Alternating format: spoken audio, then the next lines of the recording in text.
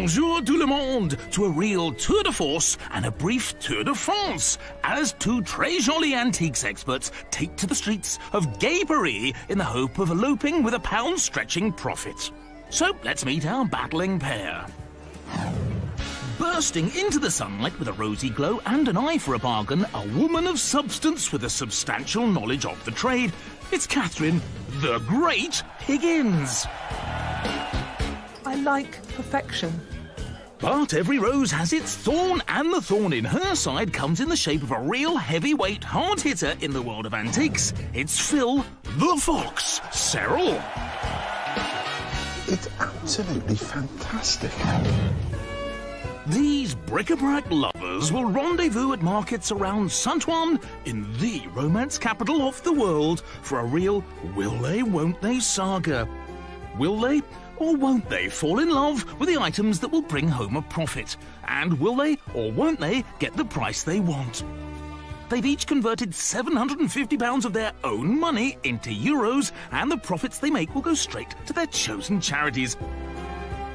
So get your cash out, Katherine Higgins and Phil Cyril. It's time to put your money where your mouth is. How are you? Look at you, my lovely so friend. excited we're in Paris. Gay Paris, the city of love. Well, and on that note, I have this specially for you. How lovely. I can only give you that in Oh, return. gosh, goodness me. The romance is blossoming already. Now, how much money have we got? We have got the equivalent of £750 to spend in euros. Really? And have you Yes. got a plan? I have a cunning plan, but I'm not sure what it is yet. I worry about a girl with a plan. Bonjour.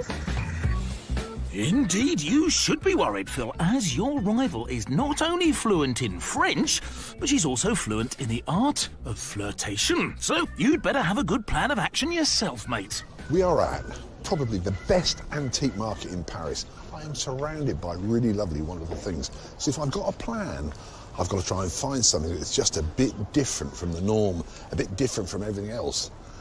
And I've got to get there before Katherine does. So, as Phil Hotfoots it, what does Katherine make of her chances in today's tussle? I haven't been here for 10 years, so I'm thinking that it's going to be a bit of a struggle because the prices have changed in that time. I'm only used to spending about £1 per item, and here I've got to deal with the French pricing structure. Having said that, I think that I'm going to win. And it's all about that, Phil, isn't it? It's war. It is, and in this war of acquisition, Phil is first to make a manoeuvre. He's spotted a large trunk he's hoping might pack a profit. So this would be about 1900, 1890? Well, around. And Pyramid, it's the districts of all the Luggage in Paris, yeah. I'd like to buy it. Can we do a little bit better on price? Oh, you kill me already. I'd kill you. I'd like to kill you a little bit more. If you buy it, I will tell you the price I've paid. So Phil shows him the money, but how close will he get to the 250 euros the seller wants? That's 150 so far. Oh, yes, you can do better. No, so let me eat. Let me eat. Yes. Let me eat. 170 is my best. No. Laisse-moi manger. Vas-y. Oh, what a man! Get in there. Thank you very, very Don't much. come back, please. No, I never. Yes, the seller reluctantly shakes on a price of 170 euros for the trunk, which translates as £128.79. However, having taken the cash, the seller lets him in on a little secret. You paid how much for it? 80 euros. 80 Not euro. 18, no, 80. 80 euros? Yes. And you've just made 90 euros profit out of me. And so what? How hard is that? But before Phil leaves, the seller has one last trick up his sleeve, producing a medley of antique beauty products he originally found in the travel case. I know that you've just made 90 euros on that now, okay. so these don't cost you nothing. 10? No, No. no, I'm learning now. 3 euros. Ouais, vas-y, donne 3 euros. 3 euros? Ouais. Is that yes? Yes. What a good man. Thank you very much indeed. Ouais, goodbye. So Phil happily shells out 3 euros to the not-so-happy seller, costing a meagre £2.27. But what exactly did Phil get? So here's my little 3 euro buy. Moustache brush, probably bone, might be ivory, but it's certainly pre-1947, so that's fine. But what I wanted to buy were these two little bits here, because that's a little Parisian lipstick crayon, I suppose. And here, look, we've got this little beauty spot thing by Dorian of Paris. And they've cost me €3. And that's cost me 170 euros. Chin up, old fellow. At least you have 2 buys in the bag. Katherine, however, has yet to find that special something. But she may be about to turn the page as she comes across a trader selling 1930s vintage fashion prints. This is why you come to Paris. There are often little gems, and in here we've got a whole magazine, which is absolutely lovely. So you actually learn quite a lot about the period. It's fascinating learning about the products that were on sale at the time, what the beauty regimes were, which I just get so excited about. The method of preparation to go out and beautify yourself. This is 1932. So we're winding the clock back. And you know, look how similar it is. Fashion doesn't change. Look at the neckline here and look at what I'm wearing and look at my neckline. I am a 1932 girl. Sacre bleu, it's uncanny. Bonjour, ça va? J'aime l'image, la femme, and... Oui! Nous sommes à deux. Et le prix? 10 euros. 10? OK, well, it's marked at 12 euros, so that's €2 off for good behaviour. So the 1930s magazine takes 10 euros or £7.58 out of Katherine's budget, and she seals the deal, not with a shake, but with a kiss. A very awkward kiss. Is that right? Yes, that's right. Both cheeks, Katherine. Meanwhile, Phil has spotted a 19th century stool he likes the look of, but a price tag he doesn't. I was hoping 150. Regardez, il y a l'entretoise, les roulettes. 180, ça va? 150. Oh, my best, 150. Pay cash? Pay cash. Bon, ça va. Oui, ça va. Thank you. Thank you very much indeed. Phil gets the stool for 150 euros or £113.64. So, why did he splash out? In this business, you're not selling an antique, you're not selling a chair, a stool or a table, you're selling a look. And I hope that I've bought a look. This is about 100 years old. It's shabby chic. Originally, this was painted in the most dreadful paint, and it's got the most dreadful blue upholstery over it. But this guy, he's invested his time in it. The one thing I have established now is that the markup around here is you're going to try and bid people for about half the price, and you stand a chance of getting it. I just hope that I'm sitting on a fortune. Well, with Phil getting comfortable, Katherine is also in her comfort zone in the clothing and fashion section, and it isn't long before she homes in on a vintage summer dress. The reason this is really good is because the condition is exemplary. Late 70s, we don't know who made it. It's unknown, it's not labelled, but it's very sheer fabric, very lightweight. There's not a mark on it, Delicate zip, quite lovely actually. Little ruffle at the bottom, and size, look at the size. It's probably a size 10, I'm guessing. I mean, it is my dream dress. It would fit me, but this is not about selling to myself, but it's a nice piece. So that's definitely a goer for me. J'aime, ça, ça? Oui. Oui, c'est très joli pour moi. Joli, ouais. Oui, pour moi, mais non, pour moi. Mais c'est trop cher pour moi. Meilleur prix, je peux vous faire 45 euros. 45? Ouais. Peut-être 40? Allez, adjugé pour 40. Oui, Ouais, ça oui, va. merci. Catherine pays 40 euros or £30.30 for the vintage dress. You can put it on, walk into a room, and you would be a showstopper. But Katherine's voyage of the vintage isn't over, as she sets her sights on a lady's 1950s straw hat. What caught my eye, first of all, was the fact that if you turn it around, the colour of the straw is completely even. It's not bleached in one place, it's not dark in another. And when you take into account that that would have been worn you know, on a day-to-day basis, it's actually rather lovely that it hasn't got any sun damage or sun bleaching, almost as if it's come straight out of the box, fresh from the shop in 1954, that sort of period. We've got a label, made in Paris, as all great hats were at that point.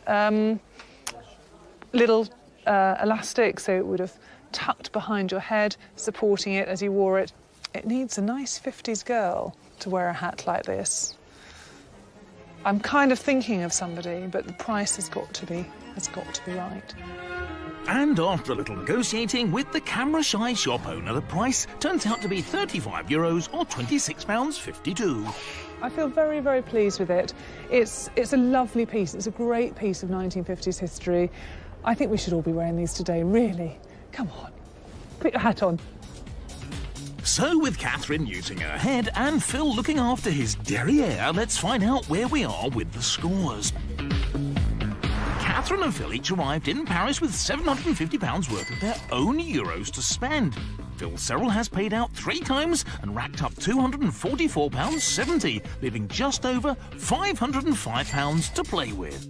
Katherine Higgins has also made 3 purchases but forked out a modest £64.40, leaving over £685 in her kitty. However, as our 2 battling buyers collide, Phil is regretting one of his purchases and has a cunning plan to try and shift it to an unsuspecting Katherine. I bought one thing. Right. It's sort of on the back end of something else, but it's sort of not really my thing. It's all like make-uppy stuff, and there's some lippy stuff, and there's some stick-it-on-the-face stuff, and some other stuff. So you've been encroaching on my territory? Yes, but it cost me €3. €3? Yes, I'm going to issue a challenge. OK. You go and buy me something for €3, and you can have my €3 lot. €3? Yeah. I haven't seen anything for €3. That's expensive. So that's going to be kind of car-related? Well, you know, I mean, just gold. I like gold. For €3? I do like gold. Gold. Go for gold. Great. So, in a dramatic twist to this unfurling drama, Phil has thrown down the gauntlet to get Katherine to buy something for him for only €3. €3 in Paris? Phil is struggling to find anything that costs less than 3 figures. €600. 600. I'm sorry, but I can't buy that. It's too much money. Just the column? Yeah. 1,000. OK, no, that's fine. Thank you. Oh dear, as Phil struggles to find anything cheap enough to make a profit back in Blighty, Katherine is reflecting on an antique mirror which has seen better days. What you've got to accept is that the mirror is showing signs of wear and tear, and it's what we call the patina of age, and I love that sort of feel about it. So, yeah, I'm kind of falling in love. Do you think there's a vanity thing going on here? I mean, I love mirrors. Why do I love mirrors? Girls and mirrors. J'aime ça, mais combien ça coûte? Il fait 200. Quel est le meilleur prix? Le meilleur prix que je peux vous faire. Et le meilleur prix. Et le meilleur prix. That means the best price. Il fait 150. Alors, c'est bon. OK. 150. Merci. So we have agreed on €150, which was the best. Were you following? Price? Yes. So once that €150 is converted, Katherine pays a hefty £113.64. I must say, I'm actually genuinely very pleased with this buy. It fills all the things on my tick list, so it's actually very stylish. It's got a lot of interior style about it, and it's got heaps of provenance, and by that I mean sort of the age. So you've got this lovely 19th century mirror with the sort of patina of age, surrounded by this carved wooden, I suspect, oak frame, which is, you know, all hand tooled. This is, you know, I can imagine the craftsman making this. I'm not certain they started life together, but I'm absolutely happy that they've ended up together. So all in all, the price was right. It's a good buy. Phil, you should be worried.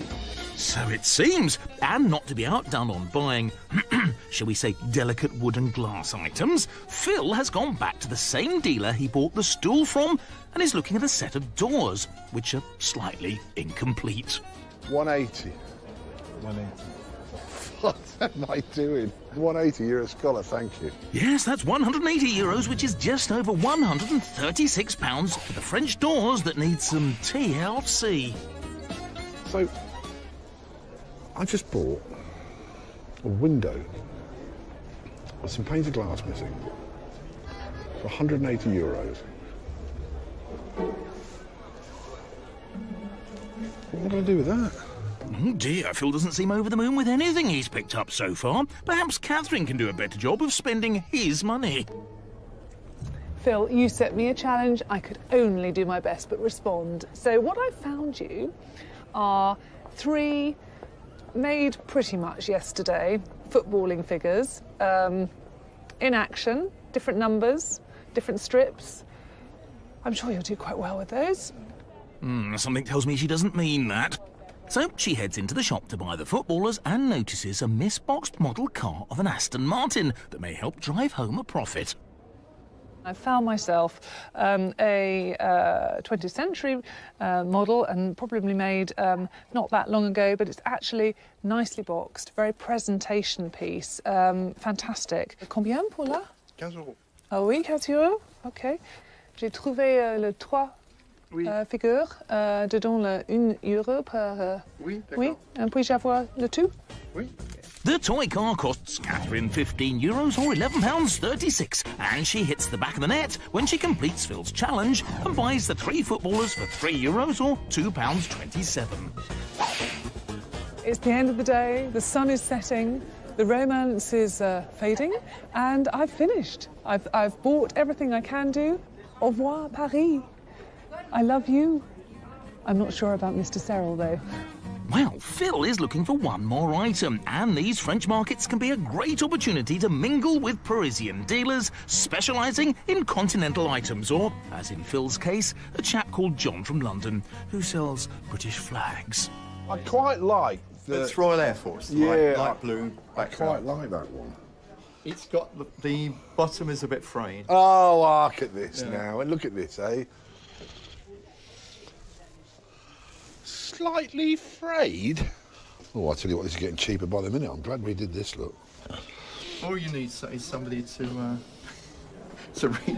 redo the hem on it. I'll tell you what I do think. I don't think it's 1950s. You think it's later, do you?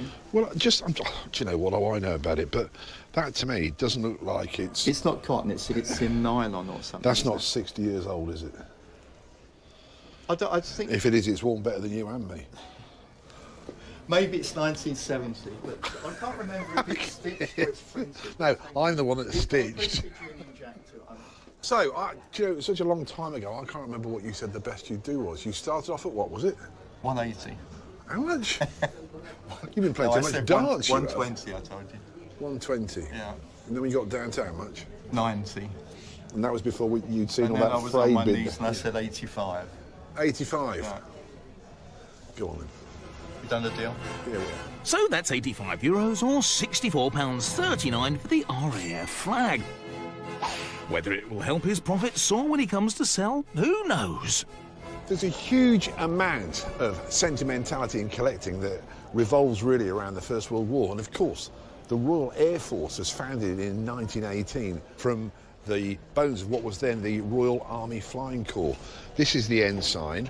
And I just think this is just a really evocative thing. Now, I don't think there's that much age to this. I think if I'm lucky, it might be 60s or 70s. And if it's unlucky, it might be perhaps 70s or 80s.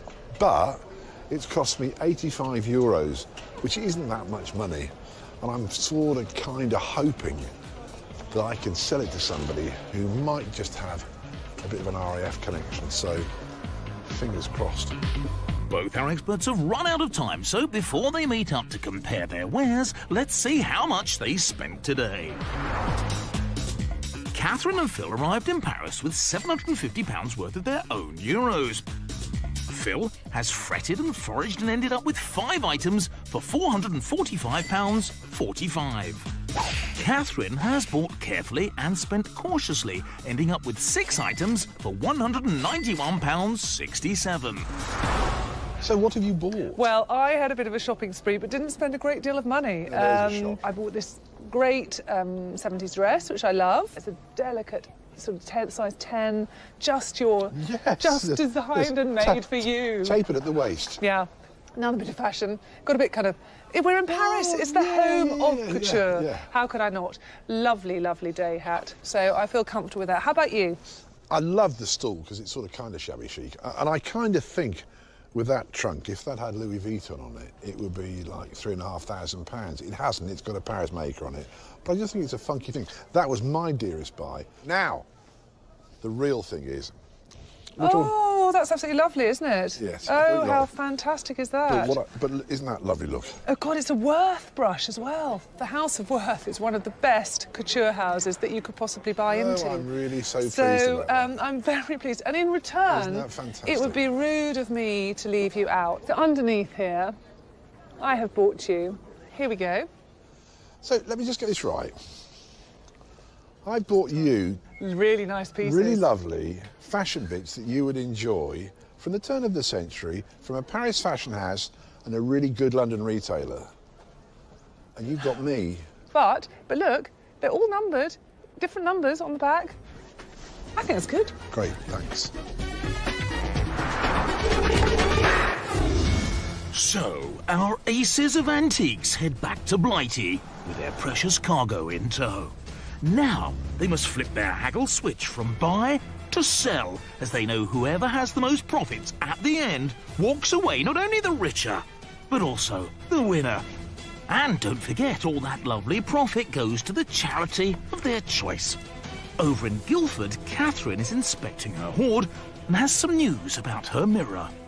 I've been doing a bit of research and my mirror has proved to be rather exciting. On the internet, I found one that is selling in Los Angeles currently for $2,800, which is roughly about £2,000.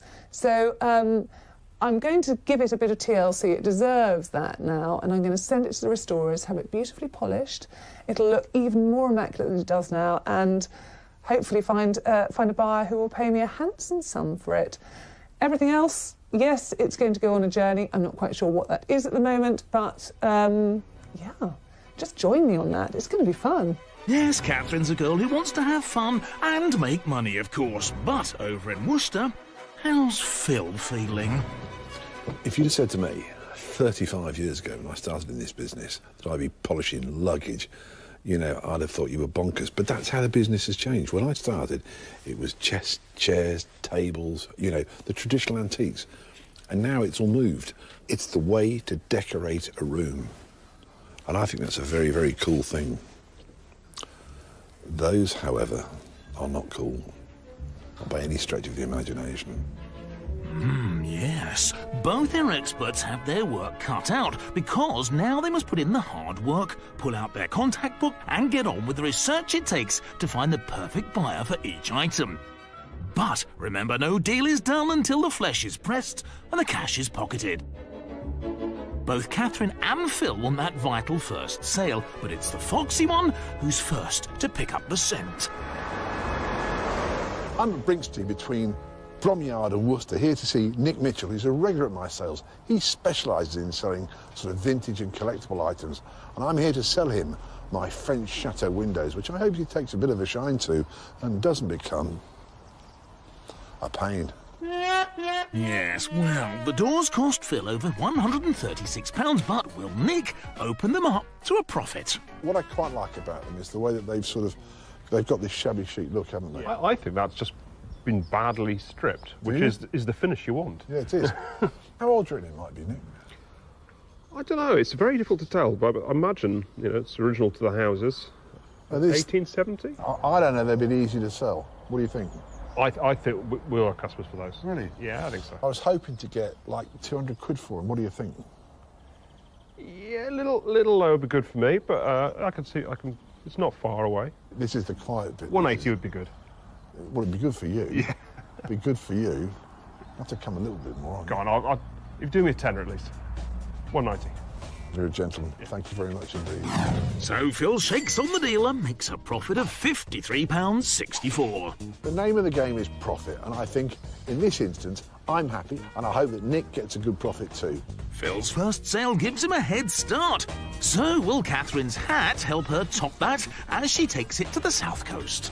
Well, it's a glorious sunny day and I've come down to Hove by the seaside to offer up my lovely vintage hat to a lady called Jen Lewis, who's really inspired by vintage style. She's a milliner and she takes her designs and inspirations for today's hats from pieces from the past. So I think this will be perfect for her. Remember, Catherine paid just over £26 for her Parisian straw hat. So, Jen, I must say I'm in total hat heaven here. I'm in awe of all your incredible designs. Thank you. You're a milliner. What does that mean? Basically, milliners are hat makers and designers. So that's what I do. I create a piece that I've designed, mainly based on vintage styles. Do you like this? Ooh, that's pretty, isn't it? 50s, I'd say. Yeah. Early 50s. Yes. From Paris, Parisian maker, yes. And also from Paris as well. I mean, I bought it in Paris. Can we just see if it does it fit you? Should we see? Yeah. Oh my gosh! I would have to change my hairstyle for it, however. You look I'm amazing. looking a bit 60s today. Yeah, well, it's 60s with a 50s hat. Yeah. But it goes. It looks the part. Now I've let you try it on, and you're holding it. Yes. You can't not keep it. I have fallen for it slightly, I must admit. Oh, that's great. I was thinking in the region of between sort of £50 and £70. That sort of price point I would feel very comfortable with. I think that's a sort of fairish price. I don't know how you sit on that, really. I'd quite happily pay £60 for that. You have to come and live with all these. Perfect. Well, £60 it is. Catherine makes a profit of £33.48 and can't resist trying on a few for herself. Pretty woman, walking down the street, pretty woman. Maybe not your style. Oh, that's lovely. So that's the one. So I'm looking good and not a bad profit either. Is it hats off to me, Phil? Oh, reminds me, better return this. Yes, you're supposed to be selling, not shopping, Catherine. Phil hasn't gone far for his next sale, and the man with one of the thickest contact books in the business has caught a whiff of his next possible buyer. Now, I'm at a hotel and conference centre just outside Worcester. It's being refurbished. Now, it's owned by some people who come and buy my sales, and the commercial director here, who I'm hoping to sell my stall to, is a friend of mine. Are you still with me? Well, I hope she is, enough to buy it off me. Yes, Phil's meeting friend Kathy, and the stall cost just over £113. So this is the... Penthouse suite. The penthouse suite. Yes. That's something special, and you've done it all up, and it looks absolutely fantastic. Covers the whole floor. The only thing that it's missing, I think, is a really smart stall. Really? Yeah, That's odd. just, oh look, as if by magic. So how old is it? Well, I would think it's probably back into the 19th century, something like that. And I just think the way that it's presented at the minute, it sort of does capture that shabby chic look. It does, yeah. And you've got, but I think it would work in here because you have got some really cool things. So you're interested, are you? I am interested. So I think we need to arrive at a price, don't we? I think it's worth 200. Can you come another, I don't know, 20 or 30 quid? My last offer, because I would really like it, and I can see people sitting on this, and I can see it upholstered, 210, and that is it. 215 and it's yours. No, 210. 215 it's yours, and there's a reason. 212. You're not getting the better of me, Phil. 214.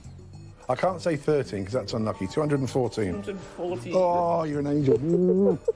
Hold on a moment. Whoa! Steady on, Phil. According to the rules, all you need is a shake of the hand. Phil earns a profit of £100.36 from Kathy, and so carries on and targets another lady for his next sale.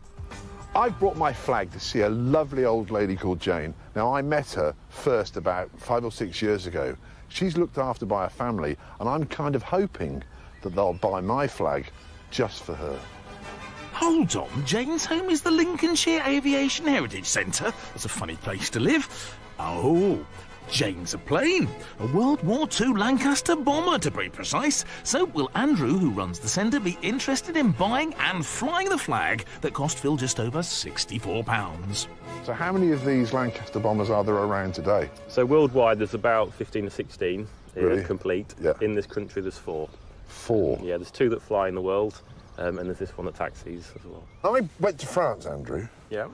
And I guess that probably went over France a few times, didn't it? Yeah, several times. And I bought this. Now, I don't know. Have you got any RAF flags? We don't have any at the moment, no. Really? Why is that? We usually have one from the flagpole, but it's got weathered, shall we say, and it gets torn around in the wind. So. What do you reckon to that?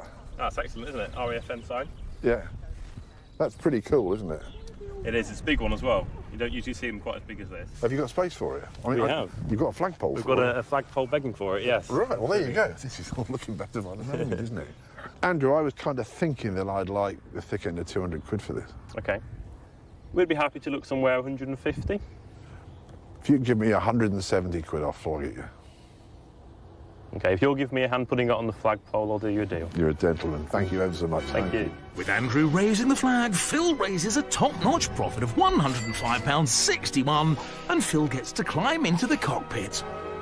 Profit almost seems irrelevant because, trust me, the pleasure really is all mine.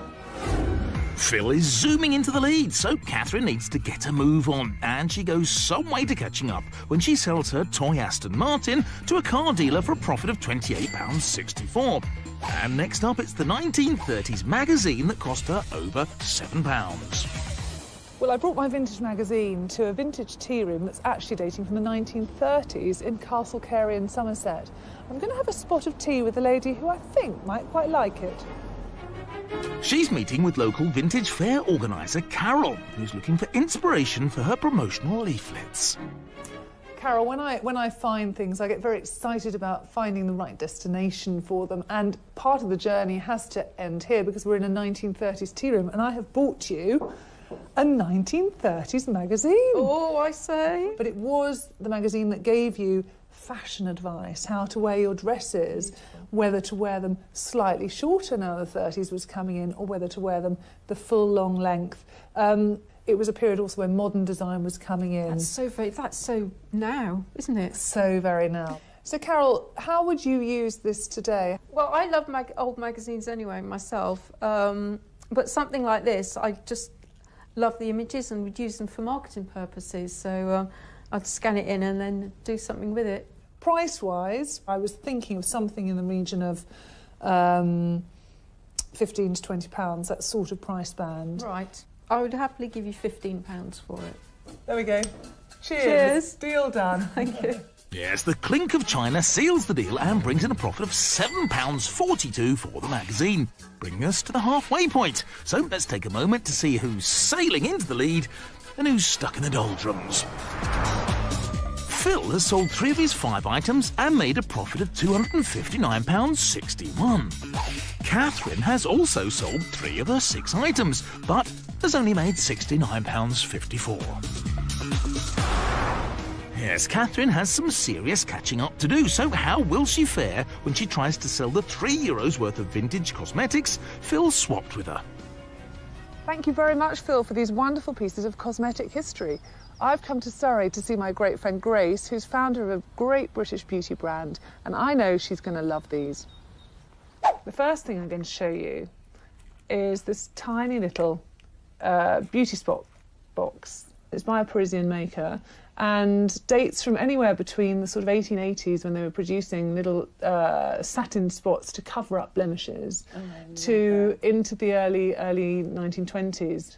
I think it's a really interesting concept. I mean, obviously now we use makeup, don't we? Different colours of makeup to correct and cover and conceal. The other thing I've brought you is this lovely kohl pencil, and I think if you open it up, it's an interesting device because it is designed to be and look like something that it's not, because at this period of time, so really pre-1920, 1922, makeup is something you did in private. It's something you didn't do in public. It was very discreet. And so this is actually designed to look like, almost like a propelling pencil. So I love that idea. So seeing your enthusiasm, Grace, I can see, I'm in the right place. You are definitely, and I've started a collection of vintage makeup, so this would be a perfect fit with what I've got already. Great, fantastic. So what I was thinking about was an almost 3 for 2 offer here, around about the £60 to £80 price band. I think 80's a little bit high. I was sort of looking more around the 60 mark. £60 works for me perfectly. I think we should Brilliant. shake on it. Brilliant. Perfect. Really excited. And the only thing is, I want to know exactly how to conceal my blemishes today, because I've got quite a few. So Katherine makes a profit of £57.73 for the cosmetic items, and she's literally all made up. Well, that's how to do a deal. I'm totally transformed, and I've made a fantastic profit in the process. You're so generous, Phil. Thank you so much. Oh, don't say that too loud, as those plastic football figures are proving problematic for Phil. But he wishes he'd never did the swapsies now. Nevertheless, he still has the trunk to sell, and he's heading to Worcester-based dealer Gabriel to see how much he can make on the £128 that he paid for it.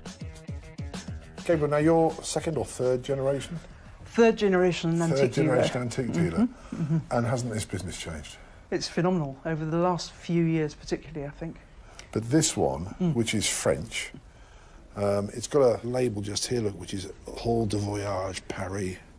And I just think it's lovely. And do you want to have a look inside? I was hoping you'd say that. Yeah, I was frightened you'd say that. Hold on. Where are we going here? The interior makes it, as far as I'm concerned. It's a shame it's not Louis Vuitton or something exciting like that. Well, then I wouldn't be asking you. I mean, I'm hoping to get close to £300 for it.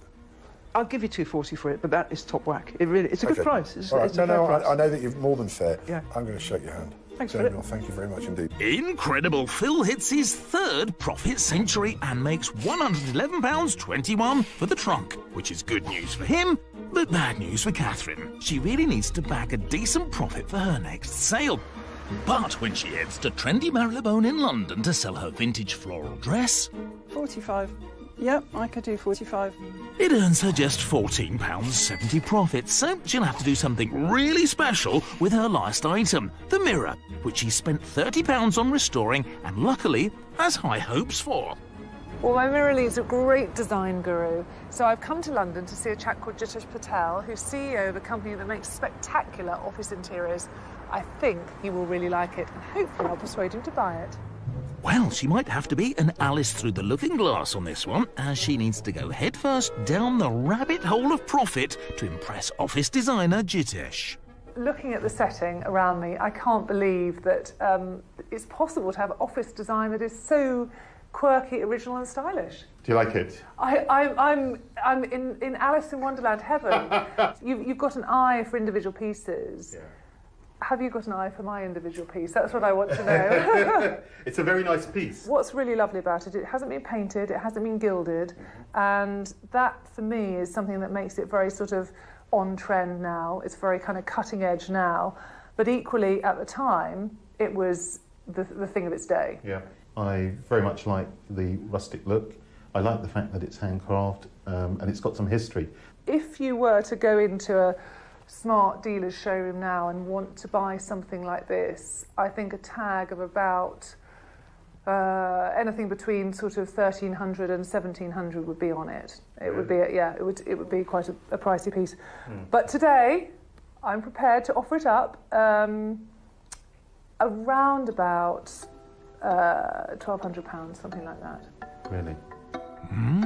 It appears Katherine is going in for the kill with this last sale. If it goes her way, it could win her the competition. Does she get her sale? Does Phil manage to shift those football figures? All will be revealed shortly. But before we find out, let's remind ourselves how much our incredible importers spent in France. Both our experts started off in Paris with the euro equivalent of £750 of their own money.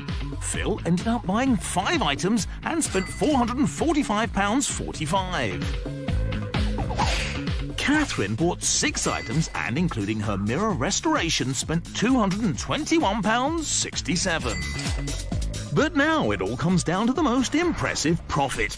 All of the money that Phil and Katherine have made in today's challenge will go straight to the charities of their choice. So without further ado, let's find out who is today's Put Your Money Where Your Mouth Is champion.